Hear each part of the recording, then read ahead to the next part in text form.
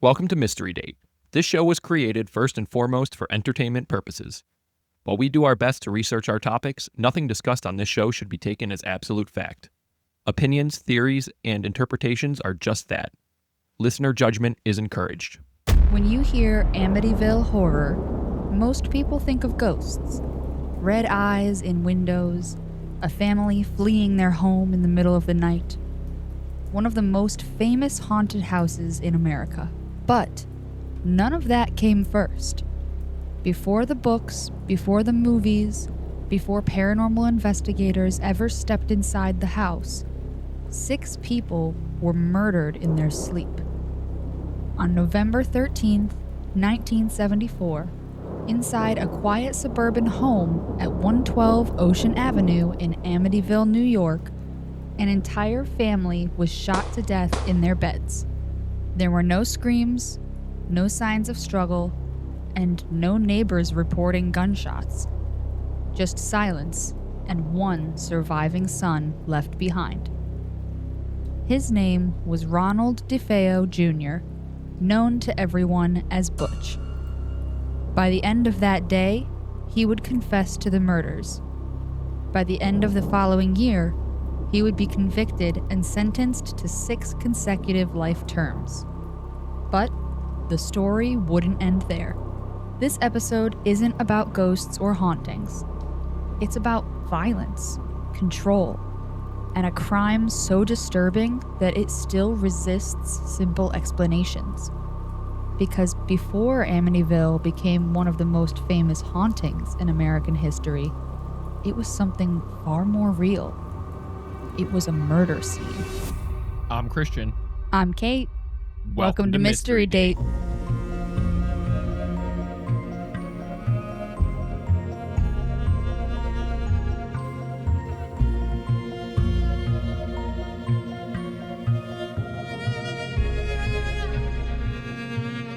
It's date night, meaning we get to talk about all things mysterious and weird. This season is called A Haunting, which involves mysteries surrounding all things haunting and paranormal in our world. This episode is all about the Amityville murders, so this is the Amityville Horror Part 1. Sit back, grab your favorite drink, and let's start the show. All right, so this is a big one for us. Like I said, this is going to be a 2-parter. The first one we're covering today is all about the murders that led up to the supposed hauntings. And have you ever heard too much about Amityville? A little bit. I have seen one of the movies, and don't ask me which one because I don't know. I don't blame you. There's so many. It was whatever one my friends at the time showed me. So I've seen one of the movies that was about the haunting. Can I ask you, did it have Ryan Reynolds in it? No, Okay. I don't think so. It was older than that. Okay. Yeah, it was like, we watched it when I was in college, and it gave off like 70s or 80s vibes. So it's probably the original then, the original movie based off like of the it book. Wasn't black and white or anything, but it was kind of Old. an old movie. Yeah. There was a remake with Ryan Reynolds that I think a lot of people in our generation probably saw. Okay. No, I have not seen that one. I saw more of what I think was an original anyway. And then I think after watching that, somebody in the room told me oh yeah, and the reason it's haunted is because a whole family got murdered there first. And I was like, whoa, damn. But I don't think I knew any more than that. I've never really looked into it. We may have heard it here and there. I know in the Conjuring movies they discuss Amityville a little bit, but not in too much detail. So I've heard it here and there, but I don't really know the full story of either case. Even the movie, who knows if that's the real haunting of the story? Who knows? Who knows? Yeah, who knows? Good save. Then let's dive into it, because like you said, a lot of people know mostly about the hauntings that happened to the Lutz family after the murders, but not many people know about the actual murders that might have incited the hauntings. So let's dive into it. When you hear Amityville horror, a lot probably comes to mind. There are the real-life murders that took place in 1974, followed by the alleged hauntings that shook the Lutz family in 1975. From that point forward, the suburban home at 1112 Ocean Avenue in Amityville, New York, would become the focal point for countless books, movies, comics, and nearly every form of media imaginable. While Amityville may be more famous today for the hauntings that supposedly forced a family to flee their home, we're going to be focusing on the murders that may have set everything in motion in the first place. To do that, we need to understand the one man who sits at the center of the story of 112 Ocean Avenue, the true villain, Ronald Joseph DeFeo Jr., better known as Butch. Butch was born on September 26, 1951 in Brooklyn, New York. He was the eldest of 5 children born to Ronald DeFeo Sr. and Louise DeFeo. Early on, the family lived a comfortable middle life class in Brooklyn. In 1965, though, the DeFeos moved to what would become their infamous home on Ocean Avenue in Amityville. From the outside, the DeFeo family appeared almost ideal. They were financially stable, well-known in the community, and deeply religious. But, as is often the case, that image didn't reflect what was happening behind closed doors. According to journalists, authors, and even neighbors, life inside the DeFeo home was anything but peaceful. Ronald DeFeo Sr. was widely described as domineering and violent, and he was also prone to explosive arguments with his wife and children. Several accounts claim neighbors were hesitant to speak openly about the family, allegedly due to threats made by Ronald Sr., who hinted at mob connections. Yeah, and these claims weren't entirely unfounded. Ronald Sr.'s father-in-law, Michael Brigante Sr., was an associate of the Gambino crime family, tying the DeFeos loosely to organized crimes. Oh my God. So you have Butch's dad going around like threatening all the neighbors, anyone that even tries to intervene with this apparently very religious and close family. All right, that is creepy. That it's wild already that like so many claims or events have happened in this one place, but then does it tie it in with the mob too? Like, oh my God. Yeah, and then even as a neighbor, if you're like, man, that guy's really mean to his kids or his wife, it's like I gotta say something. Like, I'm not gonna call the cops on him, but I gotta say something. Like, hey man, like he's just a kid, you know? Hey, keep your shit on your side of the drive, or the mob is coming for you. Like, what? What? Butch, as the eldest son, appeared to bear the brunt of his father's expectations and abuse. Paula Urbaru, I hope I said that name right. There's 4 U's in it, so I tried. But she's an author and a local Amityville resident, but she later described Butch as the black sheep of the family, stating that while Ronald Sr. was overbearing towards everyone, his treatment of Butch was pretty severe. To the public, however, the DeFeos remained a model Catholic family. They were intensely religious, known for holding Sunday prayer gatherings and displaying a large statue of St. Joseph prominently in their front yard. That religious devotion stood in sharp contrast to what reportedly occurred inside the home. Ronald Sr. was said to go on violent, abusing sprees, only to later pray for forgiveness in front of that same statue in their yard. One alleged incident involved Ronald Sr. attacking multiple family members, leaving his youngest son bloodied in the face. Butch couldn't escape his turmoil by leaving home. At school, he was reportedly bullied due to his weight, which led to social isolation and mounting resentment. By the time he was 17 years old, Butch was already heavily using LSD and heroin. That's not good. No. 17 years old. Yeah, that's not what you want. Dealing with everything at home, and then you add substance abuse into it. I understand why you turned to it. Yeah, but none of that's what you want. Come on now, Dad. Yeah, that's not the dad. Come on now, kids. That's Butch. I know, but if Dad wasn't being a shithole all the time, and then other kids weren't being little dicks all the time. Yeah, I mean, that's how you avoid serial killers. Be nice. Yeah. I'm not saying you gotta invite everyone into your home, but... Like, I'm not even saying you gotta be dad of the year, but, like, maybe just don't beat the crap out of your kids. Yeah, yeah. Don't isolate one of them. Yeah, like, I don't know. Be nice to your kids. I guess Wild concept. I guess abuse them all equally if you're going to abuse them. Don't. No, I'm PSA. Don't abuse your kids. Yeah, don't hit your kids. The more you know. Butch's substance abuse would eventually escalate into violent outbursts and leading to his expulsion from the school. At 18, Butch began working at his grandfather's car dealership in Brooklyn. Despite chronic absenteeism and poor performance, he was allegedly paid weekly regardless, providing him with a steady stream of money for a while. Over the next few years, his life became a cycle of drug abuse, petty crime, and indulgence, funded by dealership paychecks and cash gifts from his parents meant to placate him. Man, now everybody's like basically enabling his problems because they don't want to deal with them. They don't want to deal with it. They're like, here, just take this money and go get yourself whatever you need. But they like created this problem and now they're like, just we don't want to deal with it. Just fix it yourself. Yeah, I don't want consequences for here's my money. actions. In the months leading to the murders, the tension inside the DeFeo home reached a breaking point. There are reports that during one heated argument, Butch pulled a shotgun on his father and pulled the trigger. The gun malfunctioned. Ronald Sr., stunned, reportedly walked away without contacting police.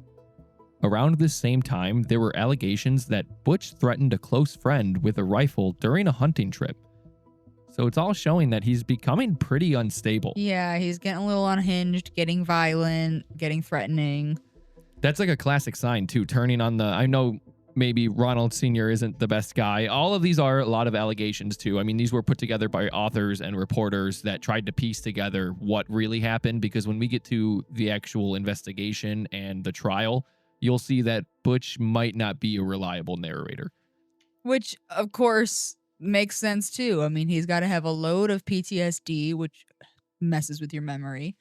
He obviously has now adapted into substance abuse issues and struggles there, which also impacts your memory.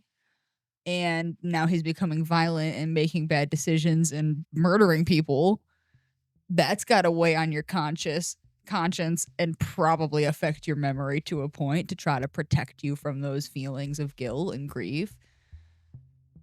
So even if he's the nicest, most like willing to cooperate guy in the world, I wouldn't trust him to be a reliable narrator. Yeah, no, I mean, it's rightfully so that he's not. Yeah. I'm stating that because... But yeah, also at this point, he's threatening and starting to murder people. So it's like, yeah, I can't really trust what you say either. Well, yeah, I was just stating that because I don't want to paint anyone in a certain light for whatever reason. Like, these are all accusations. We're not making any statements on the show. This is just, I wanted to say where this was all pieced together from. I mean, yeah. And then to state that later on, when we get to the trial, some of the stuff that Butch claims might counteract what we said, or it's just straight up like crazy stuff. So yeah.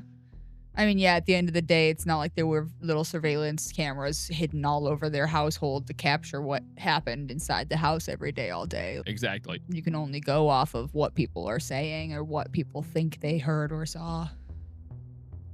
So now we're going to talk about the night of the DeFeo murders.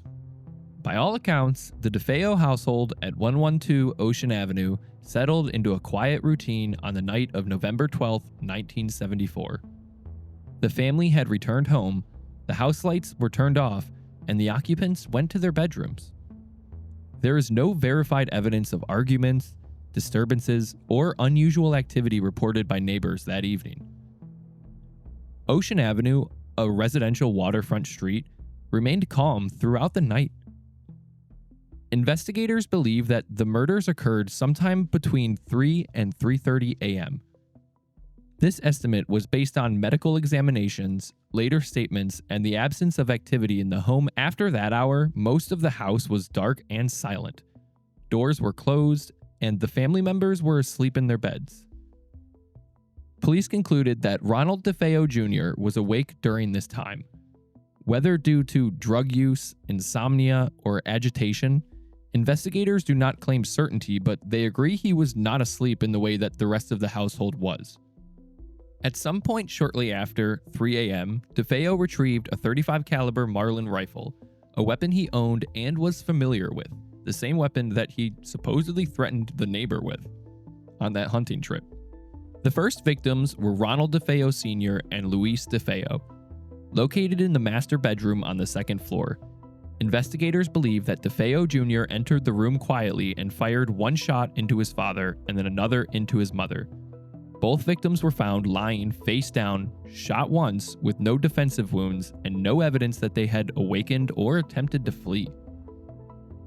The lack of struggle strongly suggested the shots occurred while they were asleep.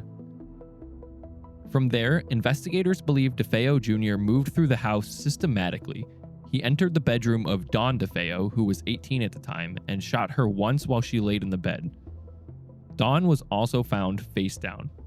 Although later theories suggested she may have been awake or involved, police testimony and autopsy results supported the conclusion that she was killed in the same manner as the others. DeFeo then continued to the bedroom of the younger children. Allison DeFeo, age 13, was found face down in her bed as well, shot once. Mark DeFeo, age 12, was likewise shot once while laying face down. John Matthew DeFeo, the youngest at age 9, was found in the same position, killed by a single gunshot wound. The consistency of the crime scene deeply troubled investigators. Every victim had been shot once, and every victim was found in bed. And face down. Exactly. There were no signs of movement between the rooms, no overturned furniture, no blood trails suggesting panic or escape. Police testified that the scene did not resemble a chaotic outburst, but rather a controlled progression from room to room. One of the most crucial details noted by investigators was the absence of noise reports. The Marlin rifle used in the murders was not a quiet firearm. Despite this, no neighbors reported hearing gunshots, screams, or any disturbance during the night. Detectives later stated that under normal circumstances, at least some noise should have been audible outside the home. Yeah, you got 6 gunshots essentially with a heavy caliber rifle. Yeah. I mean, it's surprising that at least as far as we know, no one in the house woke up and heard that. Yeah, or no neighbors reported it. Yeah. You hear something that's not even a gunshot outside our house, and we're all like, what's that? Yeah, everybody gets involved. It's all on the Facebook pages for your neighborhood. Oh, somebody community. hit a pothole out there. Let's all go look. You hear the slightest noise, and everybody wants to see what's happening. You do wonder if it's like maybe so much has happened at that house. People are afraid to get involved. Yeah. They're like, I mean, shit, I don't want to be the one who said I heard gunshots coming. What if the gunshots come for me next for speaking up? If he does have mob ties. Yeah. But still, the family is what gets me. It's like you'd think they would hear a gunshot or two go off, wake up, and be like, oh my God, there's someone in the house with a gun. Maybe not continue laying in bed face down. Well, you got to think, I mean, just my mindset, if you kill the parents first. Like he went in like age order. Oldest to youngest. Yeah. So the youngest are probably scared, not leaving their beds. That makes sense. But the older, like teenagers, it's crazy. I mean, yeah. After the killings, investigators believe DeFeo Jr. remained in the house for a period of time. He later claimed to have showered and changed clothes, a detail police neither fully confirmed nor disproved. What is known is that no effort was made to flee the area or conceal the bodies. The house was left exactly as it was. By approximately 6:30 a.m., DeFeo Jr. arrived at work at his father's car dealership. Co-workers later testified that he appeared distracted, agitated, and unlike himself, but not overly hysterical. He worked for several hours before leaving in the early afternoon. By approximately 6 p.m., DeFeo Jr. entered Henry's bar in Amityville in a visibly distressed state. Witnesses described him as pale and shaking. According to multiple accounts, he exclaimed, "You gotta help me, I think my mother and father are shot." Several patrons accompanied him back to 112 Ocean Avenue. When they entered the house and discovered the bodies, they immediately fled and contacted police. Responding officers found 6 deceased individuals, no signs of forced entry, no evidence of robbery, and no indication of an outside intruder. The rifle used in the murders was later traced directly to DeFeo Jr. with gunshot residue testing that further implicated him. Initially, DeFeo Jr. told police that the murders were the result of a mob hit, suggesting that his father had enemies tied to organized crime. That explanation unraveled rather quickly under actual questioning. Within hours, confronted with physical evidence and inconsistencies in his story, DeFeo Jr. confessed to the killings. So you have him. That's just such a wild story. Yeah. He's not the only murderer who's claimed that. There's been other, especially like family murders. A lot of times they try to claim that it was a mob hit. They'll be like, oh, well, it's because my parents were so powerful and they had so much money. It must have been the mob. Or like, oh, my dad was connected to this back in the day. It must have been them. Well, and I wonder too, like, he goes to work. Like, that's crazy to kill your parents, go to work. And like, people were like, yeah, he was a little shaken up, but nothing like super hysterical. Yeah, especially if he's often struggling with drugs or absent anyway. I feel like that might not be that out of the norm. I mean, that's true. If that's he true. appears a little bit shaken up one day, honestly, they might have just been like, people might holy not shit. think much of it. Yeah, they might have just been like, holy shit, he showed up to work. Yeah, like, hey, he's actually here today. Like, you all right, man? All right, cool. Yeah, then goes to the bar a few hours later, tries to claim that the mob killed his parents. And imagine being the people, too, that go to the house with him. I mean, yeah, that's crazy. You're like on his side the entire time, and then you get to the house and it's like, wait, I'm sorry. What happened? There's like a real phobia that people have, too, of like finding a dead body. Oh, I mean, I don't doubt it. Yeah. So like that's even more screwed up if he definitely did do it. And then he goes and he's like, help me. I don't know what's happened. I think my parents are hurt. Takes him back to the house for knowing full well there are 6 dead bodies inside. Bro, you could have just called the police and told them, help, I think my parents are hurt. And instead you made the bystanders do it for you. Yeah, everybody else has to now look at the dead bodies. Yeah, it's like, that's kind of fucked. Yeah, that's not cool to like do, bro. you're just torturing other people at this point. Like you're like rubbing it in, like ha ha ha, look what I did. Isn't that fucked? Like, yeah, it is. I wonder if that's a reason why he showed everybody. Maybe It could have like been a little like sense some of accomplishment. Yeah. Like, oh, I gotta He go. needed some validation. Oh, Yikes. yeah, that's creepy. In the immediate aftermath of the tragedy at 112 Ocean Avenue, law enforcement treated the scene as one of the most brutal mass murders in Long Island history. On November 13th, 1974, responding officers from the Suffolk County Police Department entered the DeFeo home and found 6 family members dead in their beds. The victims were the parents Ronald DeFeo Sr., Luis DeFeo, and their 4 children. All had been shot while sleeping, each in a position that suggested they were unaware of what was happening. Investigators were struck by the uniformity.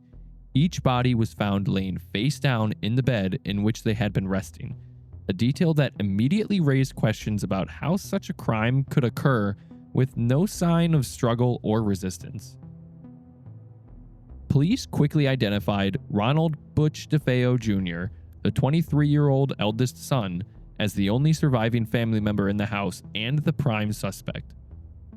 That same evening, Butch had walked into Henry's bar in Amityville in a distressed state. Like we said, telling patrons, "You've got to help me, I think my mother and father are shot." Several men then accompanied him back to the home where one individual, John Yeswit, made an emergency call to the Suffolk County Police reporting the killings. Initially, DeFeo offered an alternative explanation for the deaths. Early in the investigation, he claimed that his family had been the victims of a mob hit, citing alleged organized crime connections as the cause. Detectives from the Suffolk County Organized Crime Control Bureau, Jesus Christ. Wow, yeah, that's a big one. What a name. Mouthful. The SCOCCB. The Skakub. The Skakub. All right, so what were my boys at the Skakub up to? They were reportedly consulted to assess these claims, though the notion of a mafia execution was soon dismissed as inconsistent with the evidence that was presented.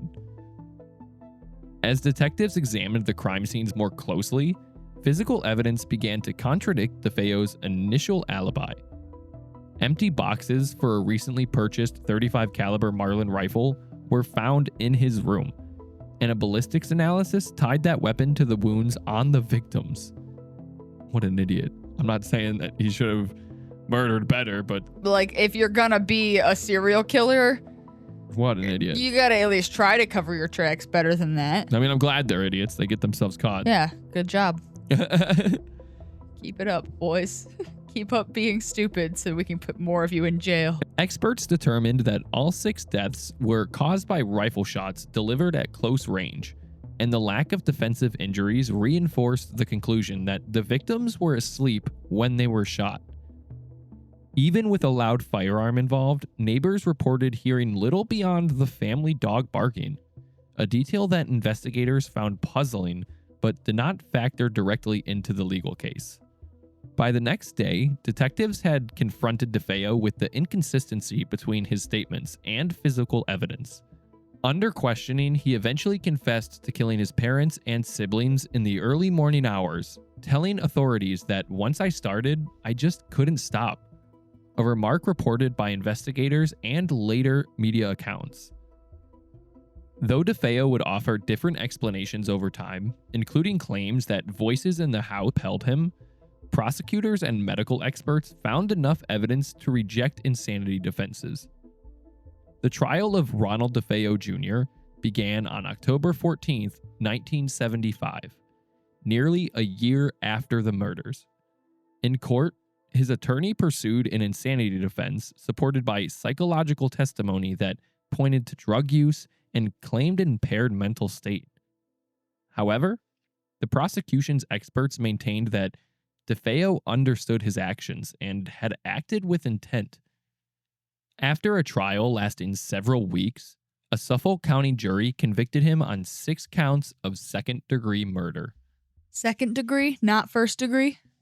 Kinda seems a little skewed. Well, that's what you get when you pay for a nice lawyer. Seems to me like they were literally killed execution style. But sure, second degree, like it was not a planned, calculated, predetermined, cold-blooded murder. I mean, yeah, but you got to think a lot of the times in these cases, like it's kind of good we don't cover true crime because we'd probably just get pissed a lot because the judicial system is kind of messy and rough to work around. Yeah. On December 4th, 1975, Judge Thomas Stark sentenced DeFeo to 6 consecutive terms of 25 years to life, a verdict that legal records show he served until his death in 2021. I remember when the reports came out that he died, there was a lot to do about that. I don't remember seeing anything like that. Yeah. So what do you think so far? I mean, this is a pretty crazy story because he is a very villain-like character, but he's also one of those very humanized and misunderstood characters where it's like, man, Butch, I feel for you. You had a really shitty childhood. You had a terrible dad, a bad home life, bad time at school. You got into drugs. Nobody helped you. They just fed into it. You got expelled. You got some problems, and a lot of that is not your fault. But you can't just murder your whole family, bro. You can't do that. Yeah. You can't be murdering anybody. That's the line. Like, there are certain lines where it's like, okay, it's not your fault that you've made some of these choices because of what was handed to you first. But there are some choices that it's like, come on, you shouldn't have made that one. That's on you. I hope the line is farther before murder. That's one of the lines. I'm saying that's one of the line. You know, there's like marks on the scale of like how bad the line you've crossed is. I thought the line was more or less like a metaphor of like, I won't cross that one thing. That's my one bugaboo. My one bugaboo is murder. I will do anything in between. No, there are obviously other bugaboos. No, I know.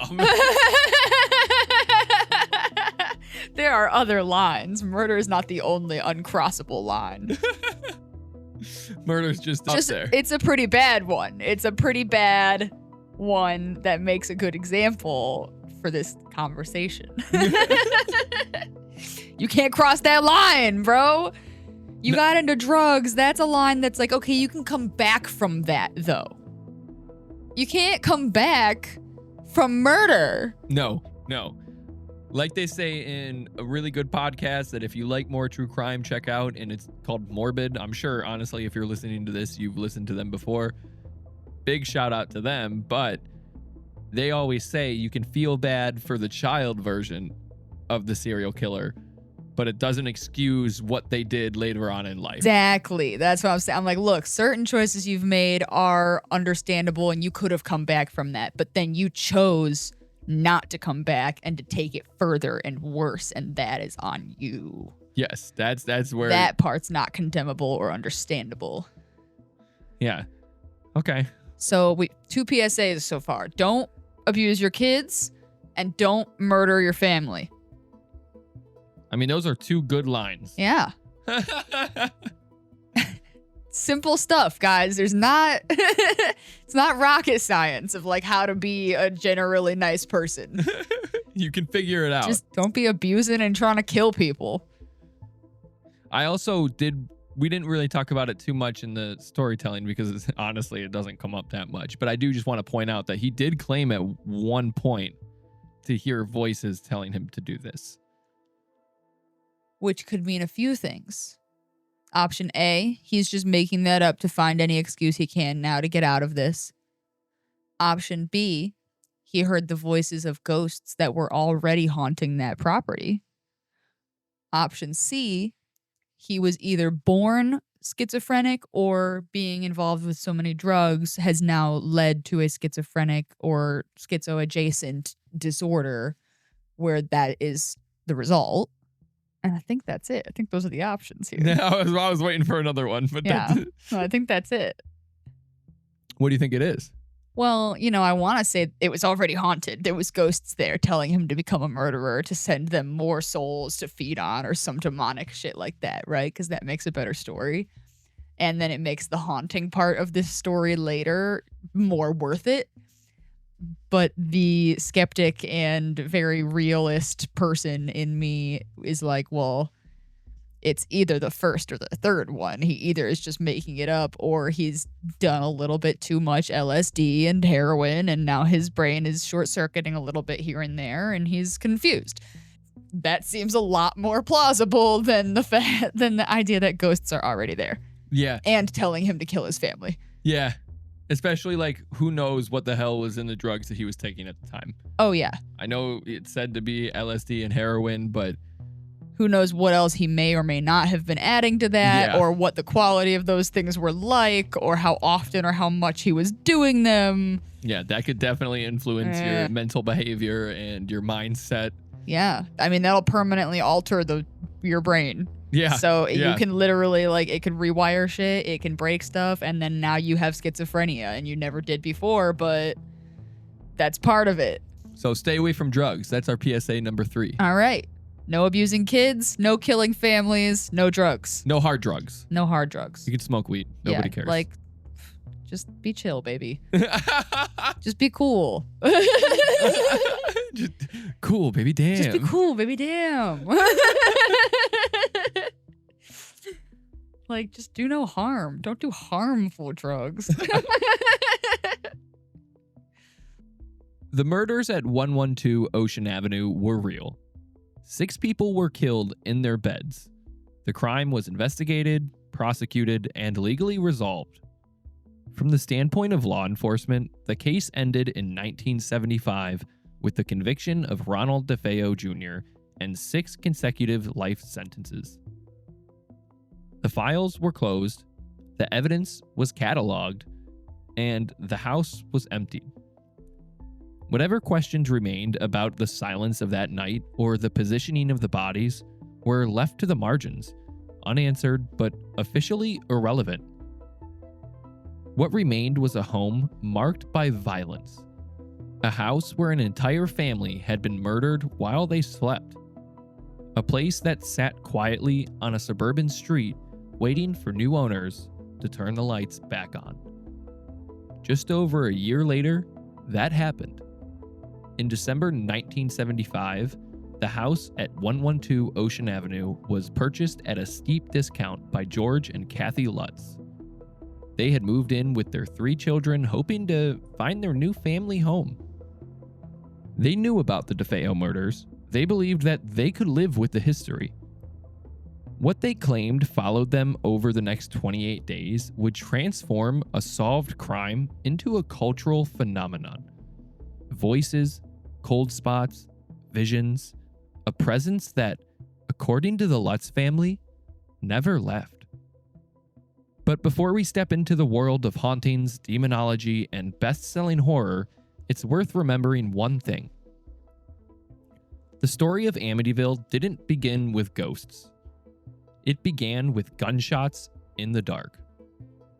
In part 2, we'll examine what the Lutz family said happened inside the house after they moved in, who supported their claims, who challenged them, and whether the haunting of Amityville was the result of something supernatural or something far more human. Because once the crime scene tape came down, the legend was just getting started. So, we don't really have too much of a conclusion for this one. I'm not going to ask you if you think the house was haunted, because he really didn't make that many claims about it. Yeah. And we pretty much know he did it, so. Oh yeah, there's no. It's not do you think he's guilty? No. Yes. But I guess since you hadn't really heard of the story, what do you think of that? Because I know you've vaguely heard of the hauntings. Yeah, I mean, I will say how do I put this? I expected it to be worse. I knew that 6 people had died, and that's obviously very brutal in and of itself, no matter how they die or what happened leading up to that. But the fact that it's okay, this person kind of did have a rough childhood. I didn't expect that. I thought it was more of a one day someone kind of snapped and just murdered their family crazy violently. And then that was kind of it. I knew they kind of also got caught the same day. But I don't know. I didn't think it was just everybody's asleep with a single gunshot and that was that. I don't know. I thought it was going to be way worse. No, I mean, not that it's not already bad. Yeah. But I thought it was going to be way worse. No, I think that's because in a lot of media depicting this part of the story, I think a lot of it, I could be wrong, so please correct us like we always say, but a lot of it, they change the rifle to a shotgun just to make it a little bit more brutal. And not saying that it isn't. This is a horrible crime. And it was terrible to read through when you have to get to the 9-year-old and the 13-year-old, or it's terrible. But it is a little bit sensationalized in media. And I think when we get to part 2, you'll kind of understand why. And that's for a bad reason, if I'm just being bluntly honest.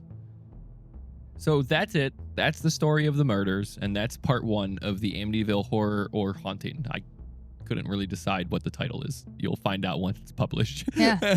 Yeah, it's maybe it's the horrifying haunting. The horrifying haunting. No, horrible haunting. I don't know if that's very keyword friendly. Yeah, no. But that brings us then to date night debrief. If you have nothing else you want to say about the case. I don't think so. I mean, as crazy as it is pretty straightforward. Yeah. No, I mean, this part definitely is. Yeah. It's a little bit more wishy-washy when we get to the hauntings, and there's a lot more spicy things we'll talk about. Yeah. No nudity.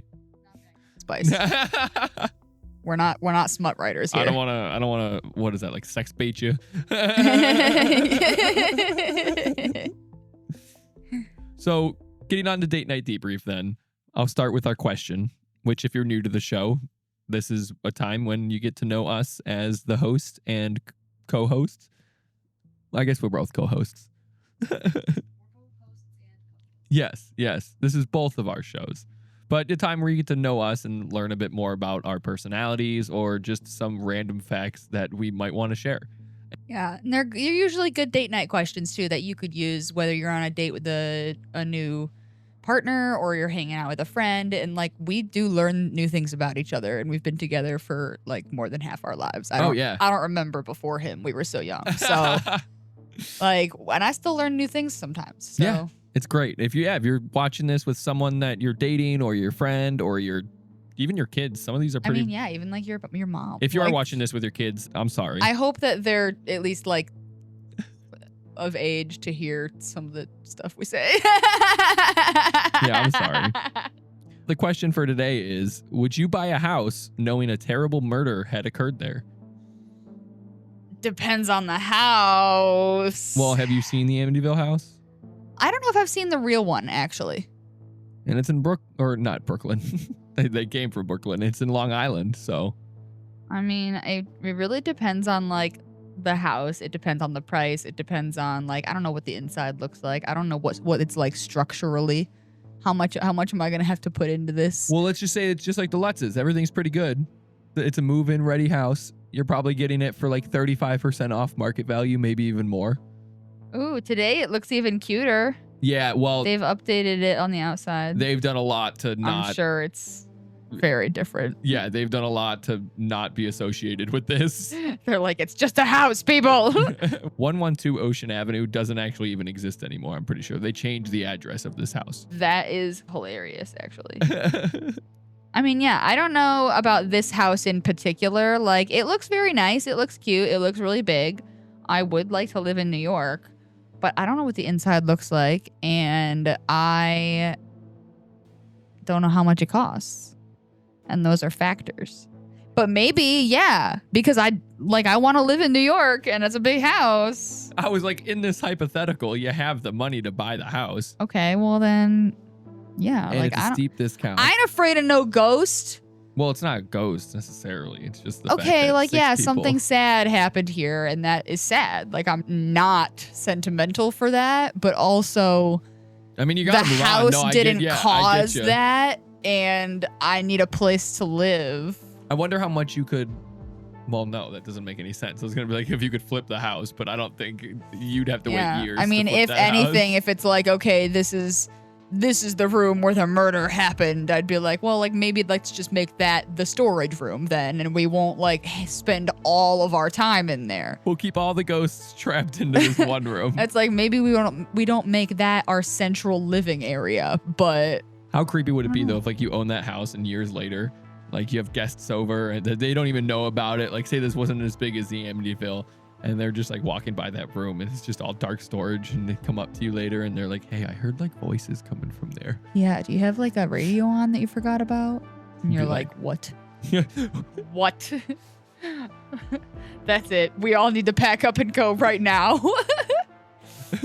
Because I sit here and I say, I'm not afraid of no ghost. I would take that house. Fuck it.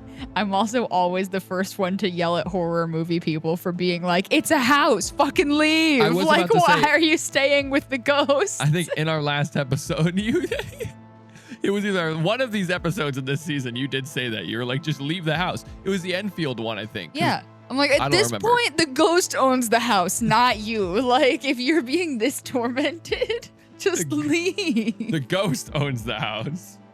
Squatter's rights are apparently very strong if he's like borderline possessing people. That's all I'm saying. Oh my God. Yeah, I mean, I would take a house even if something bad happened there. Yeah, I'd buy the house. Yeah, like, I mean, like I said, if it's a steep discount, I mean, it does suck. And again, it always depends. Like, I would say that for most cases probably, but it also depends on the area, because I don't want to live just anywhere.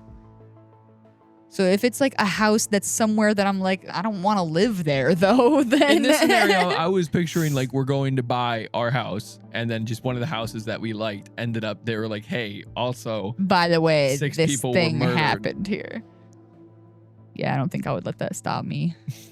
No, I don't think I would either. Or we're probably bad people. Let us know though in the comments. Would a murder stop you from buying a house? Probably most people, but like we've kind of said through this season, we're not super big believers in the afterlife. Definitely energy. I would do whatever I could to cleanse that room of energy.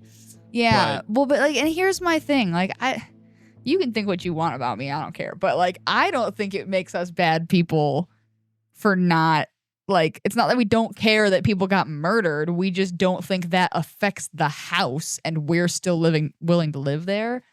And at the end of the day, if no one is willing to live there because somebody got murdered, then what's the alternative? A house sits empty for the rest of forever, or it just gets condemned and now there's an empty lot there forever? Like, every time somebody ever dies, we now have to condemn the lot and make it like a memorial park. Like, that's not feasible. Yeah.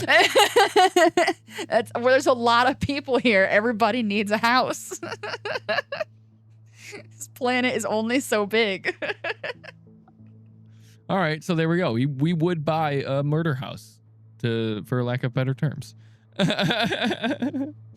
While before we get into free talk, I do just want to say, because we're getting close to it, so we can now reveal it. We've kind of been keeping it a secret, but soon, next week actually for us, but a few weeks for you guys, we're going to the Madison Seminary in Madison, Ohio, which is very close to us. But we're doing an overnight ghost hunt with us and a few of our friends. And one of the people is pretty knowledgeable about ghost hunting and should be helping us out a lot by bringing equipment and guiding us along that way. So for us at Mystery Date and you guys as the listeners, it'll be a good, like I said, guide for all of us in this journey, because we've never ghost hunted before. And if you haven't either, it'll be really fun to kind of watch it through our lens. Yeah, it'll almost be like a tutorial. It'll be us learning it for the first time, so that way you could learn how to do it for the first time. And that will come along with a full Mystery Date style episode talking all about the Madison Seminary and hopefully interviewing some of the employees involved there. Just getting as much knowledge around the place as we can so that when we do our investigation, we have a little bit of a leg up in what we're looking for. So hopefully we'll have good evidence to report to you guys. I'm so excited. Yeah, it'll be fun. It'll be cold. It's going to be cold, and we're going to be so tired because we're going to be up all night. But yeah, and it's going to be on the 1-year anniversary, too, of Mystery Date, us releasing our first episode on Valentine's Day. Yeah, happy Valentine's date night at the seminary ghost hunting. Yes. So you'll probably get this episode the Friday before we're going. So if we don't make it back, there might not be any more episodes. Oh. So yeah, if you don't hear from us, something happened in Madison. Yeah, well, I'll say that right now. Something happened. Any other things you want to talk about for free talk? I don't think so.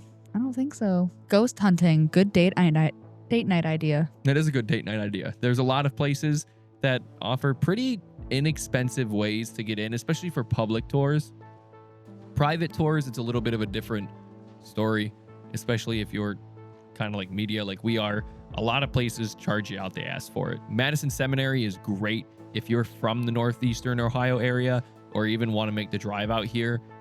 It was very affordable and they were very quick in their responses and allowing me to set up an interview with someone. So it's nothing but positive experiences so far. I think the Mansfield prison does some stuff too. I'm not 100% how much their ghost hunting stuff is involved or if it's more just on the tours side, but I know they do some stuff related to its spookiness, and they're also nearby. Like, there's some spooky things going on in Ohio. Oh, yeah. Lots in Ohio, and probably lots in whatever state you're listening to this in or whatever country you're listening to this in. I'm sure you can look up ghost tours near me and you'll find something fun. And why not? Get together with your friends or your significant other or even your parents or your grandma. Yeah. That'd be fun. Whether you believe or not, take it seriously or not. It's something fun to do. It might challenge your beliefs or open your mind a little bit. You might make some enemies and bring something home. Who knows? Don't bring anything home and don't be an asshole. If you are going to go ghost hunting, be respectful to not only the dead, but the living that are around where you're going ghost hunting. Sometimes it's in cemeteries, sometimes it's in somewhat public buildings, so you do have to be respectful. Well, thank you so much for joining us, and be sure to come back every week for a brand new episode and a brand new mystery. Remember, don't hit your kids, don't kill your family, don't do hard drugs, and be respectful when you go ghost hunting. That's right. We got 4 PSAs now we're leaving you with in this episode.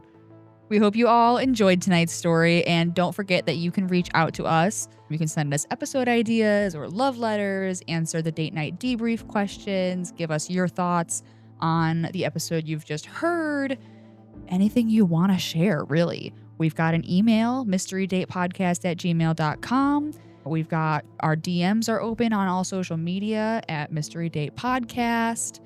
And we would also love to hear your spooky stories. If you've experienced anything, if you've got some creepy knocks happening around your house in the night that you can't explain, give us a call at the Mystery Hotline, 216-770-4881. Or you can leave us a voice message over on our website, mysterydatepodcast.com. And your story might just make it onto the show. Send us ghost stories. That'd be awesome. I want to hear all your spooky stories. If you've gone ghost hunting, let us know. Please leave it down below. Send us, like she said, a voice message. You can call us now. There are so many ways to contact us. Please do it. Do it. We are waiting for you. Also, be sure to share this podcast with your friends or even your enemies. We're not going to judge, and every little bit helps so much. Every little like, subscribe, comment, share, everything that you do to interact with this show directly puts us out there and in the eyes of so many more people, and it lets the algorithm know that we're putting something out there that people like. So keep going. We appreciate it so much. That's all. So be safe and have a great rest of your day or night. And remember, every good mystery deserves a date. Bye. Bye.